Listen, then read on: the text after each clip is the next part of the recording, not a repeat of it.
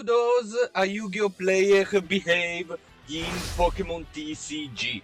Now, welcome everybody, this is a video about a Yu-Gi-Oh player trying to see other card games since Yu-Gi-Oh is currently in the ditch. Now, the first card game I tried while searching for another card game is Pokemon TCG. And I have different very positive things to say, and it's not something I was expecting. What are the differences between Yu-Gi-Oh and Pokemon TCG? And what are my impressions, how much fun am I having, all that good stuff. First of all, the differences are, well, in the rule set. The rule set is very much different, and as a Yu-Gi-Oh player, if you're watching this and you're in a similar situation as me, you probably think it's going to be the hardest part. It kinda is. It kinda is to get used to such a widely different game style than Yu-Gi-Oh! But the fact that Pokemon TCG is mostly to children, it really does help. Because one positive thing I saw in Pokemon TCG is that the rule set and the effects of the cards are relatively simpler than Yu-Gi-Oh! And that's because it is marketed to children, but adult players can easily find a better competitive depth to this game, which is something that is honestly quite amazing. And also, I gotta say, the simplicity of this game kinda helps it to keep in check the power creep. Now, if you are familiar with Yu-Gi-Oh, you may know that cards do a lot of things nowadays, especially the most recent cards. Cards just do a lot of things. They seem to be doing literally everything. Probably some cards make coffee as well at this point. Pokemon is different.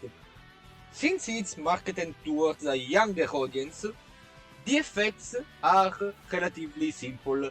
You have Charizard X that simply says this attack does more damage if your opponent took prize cards. That's basically it. That's pretty much it. Meanwhile, Yu-Gi-Oh cards are, if you special summon this card with the boss of the United Nations, with the all codes where you can command the world, you can override the existence, just jump to take the beef instead of the chicken, and you will be able to escape parkour civilization. You know what I mean, okay? And that's despite the game having some BS that we're gonna talk about later, but it's nothing too difficult compared to Yu-Gi-Oh! Now, the game held. This video and my experience of discovery for Pokemon TCG is born from the frustration with Yu-Gi-Oh being in a very unhealthy place. So, what did I find as I started Pokemon TCG?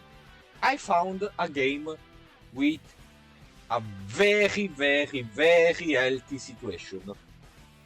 And that's despite the big problem deck right now, which is the Terrapagos EX deck, which is a bit of a problem because it's probably the closest thing this game has to a floodgate than any other deck, which it is a problem, but again it's kinda manageable in a way. It's kind of absurd, the Terrapagos situation, because people to counter Terrapagos are starting to run Terrapagos themselves, since Terrapagos can take damage only from normal Pokemon if it uses the second attack.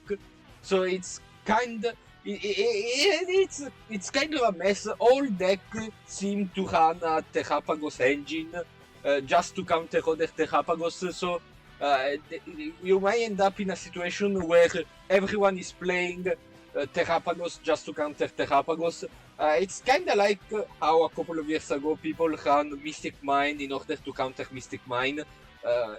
It's kinda weird. It's decently weird, but but despite that, even if you don't run a Terrapagos engine, you can still win against Terrapagos. You just gotta be a bit more careful and more thoughtful about your plays.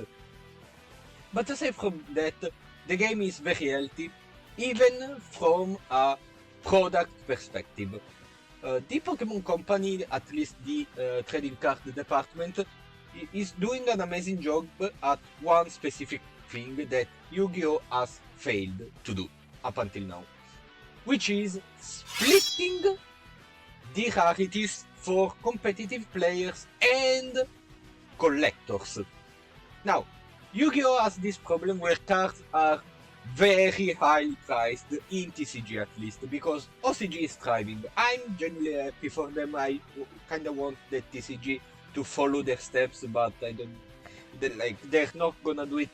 But the TCG does this thing where the important card, either for a meta perspective and a collector's perspective, is the same card.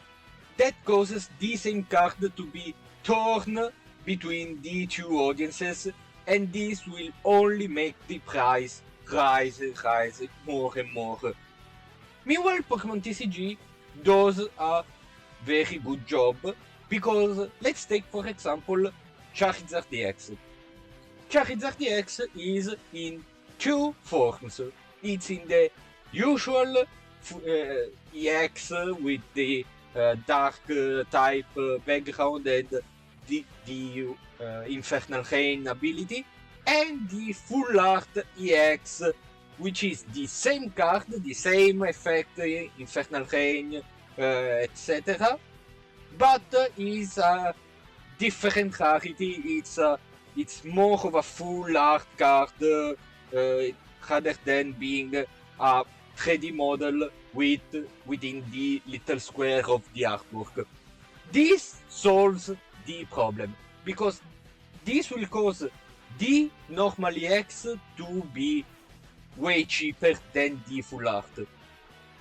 And the competitive player is not forced to buy the highly priced card, but can buy the cheaper version and just play the game because they were interested on the effect of the card more than the artwork. Meanwhile, the collector is happy that has a market on its own. And if the competitive player wants to run a full art Charizard, they are going to willingly buy it. They're not forced into that one single rarity card, which is something absolutely amazing. It literally keeps decks for Pokemon TCG way cheaper than Yu-Gi-Oh! The last tournament I saw about Yu-Gi-Oh! If I'm not mistaken, it was Niagara Falls tournament. The first deck costed something around $1,200. Meanwhile, if I had to go back to the World Championship in Pokemon TCG, the deck that won costed $60 barely, which is less than $1 for each card in a 60 card deck, which is absolutely amazing, because this makes it easier to access the card game in real life as well. And in the digital version, since we talked about accessibility, the digital version of Pokemon TCG is incredible. It is again what Master Duel failed to do. So Master Duel doesn't have the formats that we have in the IRL version of Yu-Gi-Oh! It has this weird mixed format between OCG and TCG instead of having 2 ladders with 2 ban lists that get updated as the game progresses IRL too. Meanwhile, Pokemon TCG has this standard, which will have a rotation with the expansions every few years, if I recall correctly, and that also kinda saves the game from power creep, because the market for the new cards for the new standard format is going to be that you can play those cards most of the time, and you cannot play the older cards, and also the eventual new Pokemon, eventual new effects, new archetypes, how a single Pokemon does something better or worse than the previous expansion. So it basically sells itself, plus its Pokemon, of course it's gonna sell itself.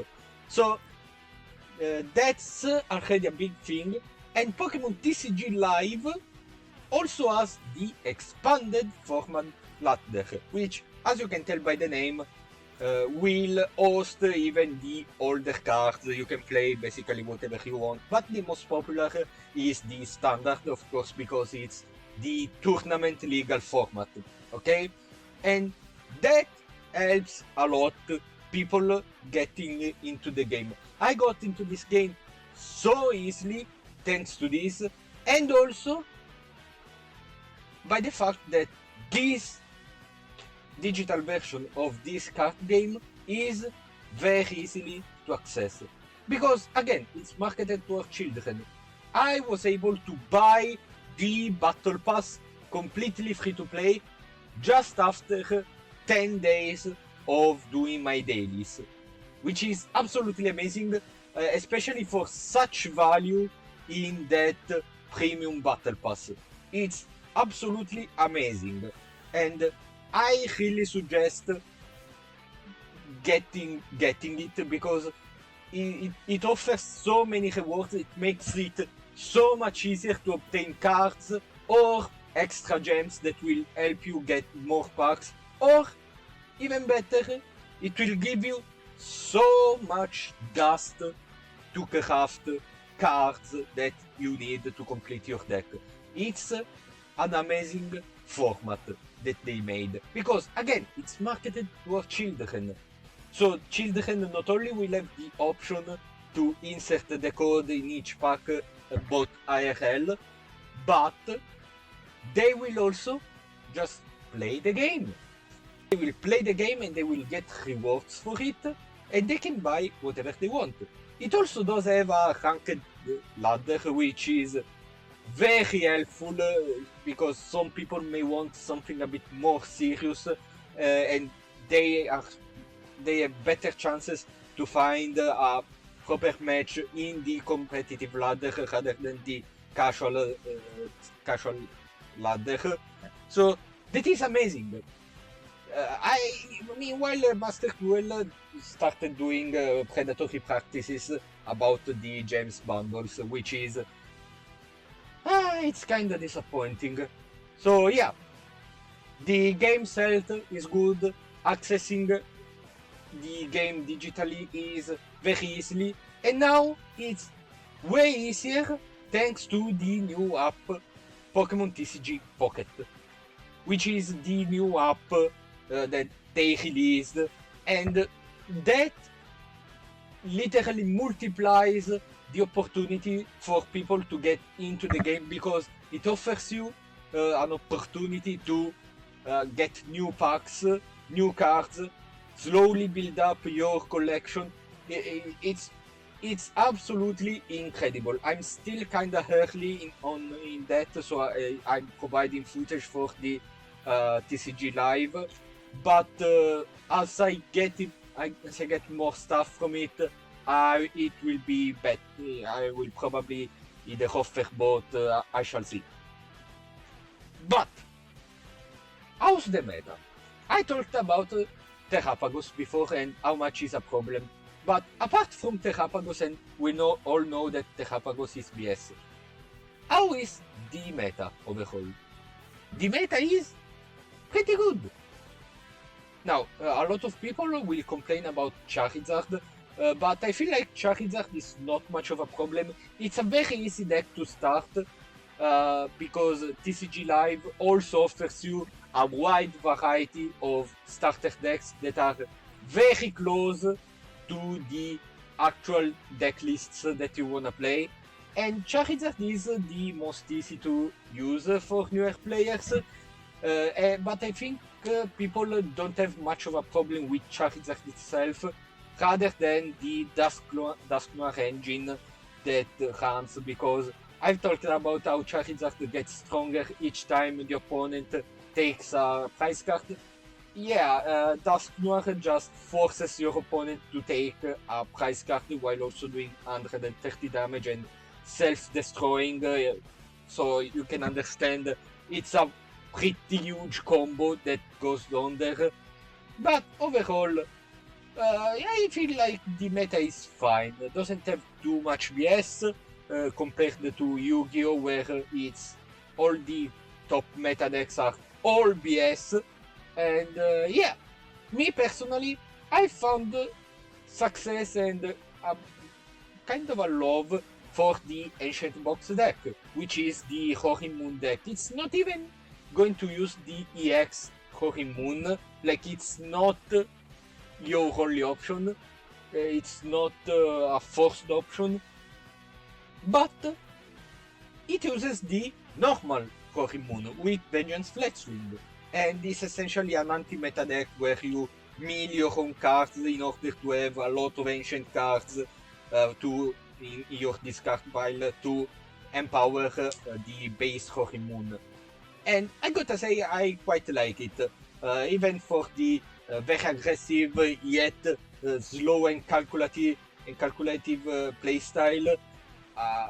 Though it's a pretty risky deck because you are self-milling, and one of these ways you can lose the game is by not having cards to the row, obviously. But Dragons and Dinosaurs, I really like them, so I really like this deck. What are you gonna do? Huh? Fight me! Come! I like Dragons and Dinosaurs. Yeah, this will come up again in a later video, trust me. But yeah, I really like Roaring Moon, and with the next expansion, I saw a Ceruledge, potential Ceruledge deck, or a Hydreigon deck. I have currently gathered enough resources to hopefully get at least a full Ceruledge deck. So yeah, the meta feels good, the game feels good. The community, I complained about the Yu-Gi-Oh community in my previous video, because one of the reasons I was feeling bad about it was the rampant misogyny and queerphobia that goes on. In Pokemon, I feel like it's way different because Pokemon is such a big thing that there's a lot of people, and discriminating people is something pretty dumb. So yeah, the last time Transphobe was in the VGC, in a VGC tournament, and got crushed by the amazing Wolfie Glick and his Among Us. People cheered, and the guy essentially retired from the internet until he gets a better personality. So yeah, and the reason is probably because everyone wants to be the very best like no one ever was. And so that means that it's very difficult, I think, to see discrimination acting towards minorities and women, unless I'm missing something that I yet have to see. I hope not. But overall, the impression is just people loving Pokemon that want to play Pokemon and want to play card games. So I am feeling pretty positive about it. So, cheaper decks, better rarity split, a very good digital version. How does the game feel? Way better. If you don't know, I am addicted to card games, and I feel like I am finding new card games to find a home. after Yu-Gi-Oh is forcing everyone out, which is again a shame because I literally learned how to read with Yu-Gi-Oh because of the effects and whatever. So in the hopes that Konami fixes Yu-Gi-Oh, I am feeling very good about Pokemon TCG. I am very satisfied with all the products and all the ways you can access it. I am satisfied with the meta, I am satisfied with a lot of things. And also the artworks are amazing, but that kinda counts for all card games nowadays. So, that's pretty much it. I hope you enjoyed. Let me know in the comments if you are experiencing something similar. And as always, I hope to see you again. Goodbye.